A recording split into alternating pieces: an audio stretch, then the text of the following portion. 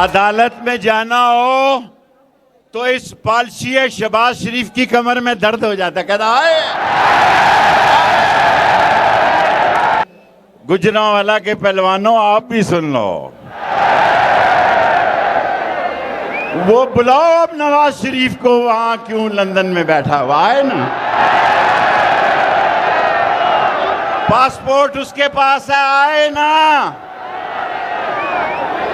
आए और कौम का जज्बा देखे। कौम इन बूट पॉलिश करने वाले खानदान को हमेशा के लिए रद्द करती है।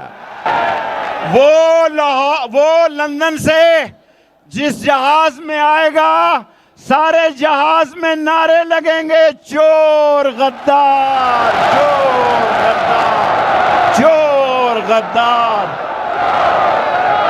एक बात कहना चाहता हूं, 31 मई से पहले फैसला कर लो, इमरान खान आ रहा है।